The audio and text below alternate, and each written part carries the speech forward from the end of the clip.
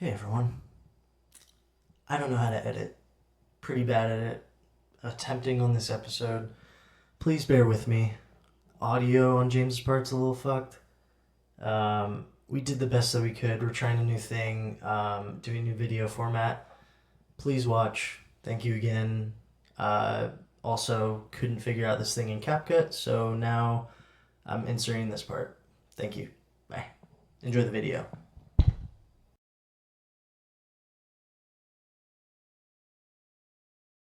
Hi everyone. Hi, My name's Hayden, and it's James. uh, No Hans. no Hans. No Hans right now. We Fortunately for everyone. Just kidding, buddy. we love Evil Dead. Immensely. We love everything about that series. It's a truly great horror film. A great series of horror films that go into slapstick, action, comedy. We love everything from Evil Dead, stemming from the original ones down to reboot sequel series. I guess Yeah. you'd call it. Multiverse. Yeah, Almost. they're making their own Pretty multiverse from what it much. seems like. Um, a lot of people know Sam Raimi for making the Tobey Maguire Spider-Man films, but down to his core and in his bones, he is still a film student in college who ends up meeting one of his best friends, Bruce Campbell. And those two have had a long-standing relationship going all the way back in the 70s up until current day. Yep. Up until what recently they both They collabed both on. worked on Rise. They worked on Yep. Rise and they worked on Doctor Strange Yeah, Multiverse of that's right. Madness. Yep. Always putting him in cameos, Yep. which I think is fantastic. Such a good friendship. And I think Bruce Campbell is somebody I aspire to be as an actor, One of the coolest human beings of all time. honestly. And then Sam Raimi, I think, is someone I aspire to be as a director. Yeah. Just being able to Yeah. go from whatever genre he wants, Yeah, pretty which much. is Superhero to just the most violent demonic possession films. yeah. And for him to come up with something so off the fucking wall, Yeah. especially for the time, At the because time, you know what I yeah. would compare his original Evil Dead to is Terrifier. Yep. Is he that is the the current day Evil Dead Yep. to me. Out of left field, slapstick, just incredibly violent, unsettling. And that's what we're going to talk about right now is the first Evil Dead, First Evil Dead. 1981. If you haven't seen it, or if you need a refresher, it's about a group of five Five friends friends. that go up to the old mountains for a weekend getaway. And I can't remember how they end up coming into contact with the cabin, like if they rented it, if it was someone's.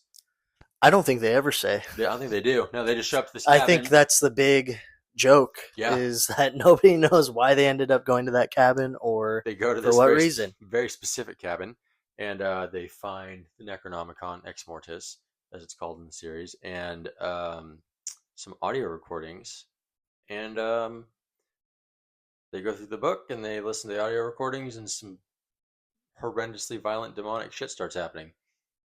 That Yeah. about sums it up. Yep. In the woods. In a the woods. cabin in the woods. Remote, quiet, and people just start dying in gratuitous ways. Yeah. There's a lot. There's even. It all starts with a tree. Actually, It starts with the book, tree. reading from the book. Then it goes immediately to somebody getting something happen to him by a tree. With a tree. And I think that's a main staple in all Yeah. of these movies. Yeah. Yeah, they always is- kind of allude to something similar or kind of throw it back to even Rise in the elevator. Yeah, you're absolutely right. Mhm. Yep. They even So they that don't always show it, shows but up. they. And you know what? I gotta give Fede Alvarez some flowers for, doing that. Not that I like seeing that. I don't think anybody likes seeing No. that in film, but it's a nice nod to where it OG. originally showed, and just to show how nasty and evil it is. Yeah. The Book of the Dead is.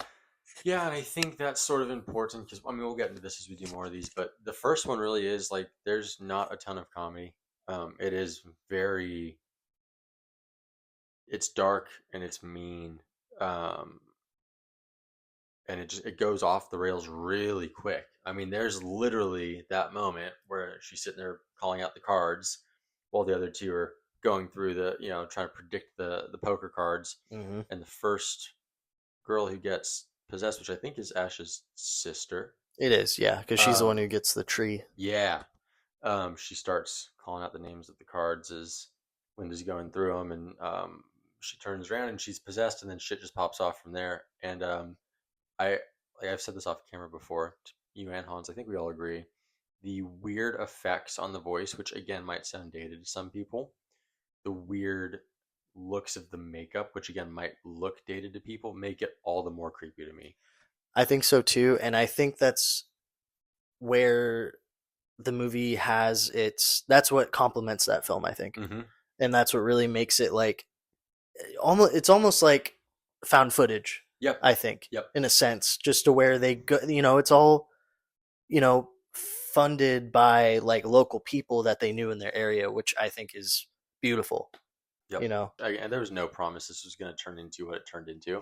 no, I got banned in several countries, I think, when it first dropped, including like Europe. But I mean, when you look at those effects, even on the hands, like they they don't look shit. They look good, but they do look dated. But they look dated in a way that almost looks natural for what's happening within the film, which again wasn't the intention. They were just doing what they could with what they had at the time. But it exactly. translates really well today. It still makes to me those are still the scariest deadites of the series, um, vocally, visually. They're also a little bit more. I always say like fairy tale esque. Like there's more of almost like a Brothers Grimm sort of Yeah, the way they speak yeah, a little bit storybook. more, yeah, a little more of a storybook vibe to the way they speak and the way they phrase things, whereas in the other ones you get more like cock jokes and stuff like that, which is all fun and fine and good, and that's why part of the reason why those people love that series. But this one's a lot more serious, and the way they speak is, I mean, even at the end when it's not at the end, but when she falls into the fireplace Yeah, and like she doesn't say thank you for pulling me out of the fireplace. She says, "Oh, I don't know what I would have done if I lasted a second longer with my face on those hot coals," or something along those lines. And again, it's very it's storybooked very and like yeah, there's because they other come from that almost era. right, yeah, I mean, yeah, that's where yeah, that's in that first movie. That is where that comes from. yeah. But it's just that movie is scary as shit to this day. Every time I rewatch, I'm like, damn, it's like more unsettling. Yeah, no, I can completely agree. I think when I first watched it, you had recommended me to watch it. I watched it because it was on Netflix at the time. And I think I was like 13, 14 at the time. And I remember watching it initially. I'm like, oh man, this looks dated as fuck. Yep. And watching it, I ended up having a whole appreciation for it after the fact. I ended up watching it again with my dad. And he was like, you haven't seen this before? And he's telling me that you remember seeing it in theaters. And I Oh think, God. yeah, Oh Jesus. shout out Papa Hans. Shouts There out we Papa go. Hans. Yep. Do it every time, every episode. Yep. And the one thing I really liked was that Ash's sister, being the first Deadite, she's in it for the up until the very end, up Yeah. until everybody ends up getting infected. Spoilers, obviously, but I mean, this movie's been out for A little bit of ever. time. You guys should know. You should have known. Um, and I think even down to just some of the small mistakes, like the little bandage on her head, Yep. it just I don't know. Seeing that movie makes it feel possible that you can make a low budget movie at any point in time, just as Yep. long as you have people with you that want to do it. You have a camera. You care. Everybody has fucking phones now. Yep. It's possible. Yep. And seeing that first movie makes me happy. Yeah. No. Same. It's a weird thing to say, but it's almost like a comfort film.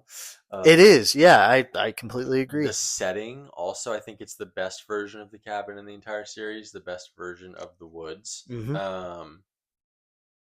Also, I think something that kind of gets overlooked when people talk about this movie is the claymation at the end. There are a few claymation moments, and they, again, some people might look at those and say it looks dated. They scare the fuck out of me. When she's like falling apart, I'm like, oh my when God. everybody's horrible. falling apart. Yeah. There's something Yep. uncanny about it that I think if you did try to do it today, yeah, people would get put off. But I Right. think there are a lot of people that would find an appreciation for it. Yep. And honestly, I still appreciate it to this day because it was fucking low budget. Yep. That's what you do at the time, and you run with the resources that you have. Yeah, and it's still one of my favorite scenes in the entire series. That whole ending scene, and then the book has its tongue pop out while it's in the fireplace, and it's all Yeah, claymation-y. But that whole moment, that whole scene is it's so eerie. And again, it looks a little off and a little dated, but because it looks a little off, it adds this extra ick that I just cannot get enough of. And the other films take and do things in their own way, and we love all of them for various reasons. But this one, I think, kind of just like hits everything out of the park. And I don't think it meant to. I think it just, you did what you could with what you had, and it just works in such a cool, enchanting way that just stuck with people. And this is also like, to kind of get into the characters a little bit, which, I mean, the Deadites are Deadites, they're there for fodder, but Ash is very different in this one compared to Ash going forward in the series. yeah, he is very timid. Hmm. He is not the same character that we see in 2, where he's very A machismo. little bit of a He unibrow. is well, yeah. I mean, in this first one, I think that's what I really loved about this is that it kind of just shows like what happens to him. He becomes what he becomes Yep. in the second and Yep. third, and what he becomes in the series. Like, it fucked him up that bad. Yep. But the one thing that I love about that is he is the final girl essentially Yeah. of that movie. And Right. originally and I think there was like a short film that they had shot, like concept, with him in it, and it was actually the girl who plays his sister, and they filmed it. It was just them two. It was kind of similar premise as the second one, where it was just him and his girlfriend going to the cabin. Right. But then he gets infected and he's chasing her down. Right. I forget what the film is called, but it's a very similar premise, and I like that they did the little change up because I think in the 70s it was all about the final girl. Right. But then they did it with him, and he was the final boy, I guess you'd call him. Final dude. Final guy. And it works, and he becomes one of the most iconic movie characters of all time. Yeah, and I think you can watch the first and the second one and just see how drastically different they are, especially with how they go about giving him the chainsaw arm in that second one. And I think with the second one, it's obviously like kind of a remake of the first one, a reimagining. Do you know why? That first is because they lost the rights, correct? So it's supposed to be basically a sped up version of that first 10 minutes or whatever of the second one. Is supposed to be a real quick recap of the first one. It's supposed to be the first one, but they didn't want to grab a whole another cast of people for a 10-minute segment. Yeah. So they cut it down to just him and Linda, and they kind of speed it up, and that's why it kind of confuses people. It's like, no, it's still supposed to be connected. It's still that moment at the end of the first one when the evil comes and comes to the cabin and takes him just away. A little synopsis. Yeah, that moment in 2 where he goes flying into the tree, and like that's the direct link between the two movies. That's where they link up. But yeah, that also causes a lot of confusion, which we can talk about when we get to 2. Yeah, I think we're going to be doing each movie episodically. Yeah. The series as a whole, I think we can that'll be a longer video. Yeah. We can get like Hans and everyone for that one too. Yeah. Get some homies. And I think starting now, we're going to probably be doing short version videos. Yeah, we'll get back onto doing podcasts when, more movies are out. The monkey review, we're gonna have to do that. Yeah, we all gotta watch together. Yeah. So I'm hoping we do that. But basically what it comes down to, me and him have a love and appreciation for Evil Dead and everything that has come after it. Sam Raimi, Bruce Campbell, even Fede Alvarez. Yeah. Because that remake, I can't wait. Sorry, if I'm ranking, it's that first Evil Dead, and then it's the fucking remake for me. I think that's mine too. Yeah. But yeah, we can get more into the nitty gritty of that at another time. Yeah. But I don't know. I just have a love for this series. Yeah, we just wanted to gush about it. I think it's my favorite horror franchise, Evil Dead. Yeah.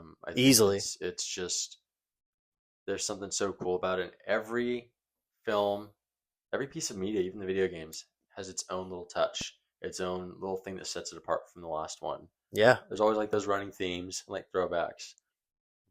And it always feels somewhat cohesive enough.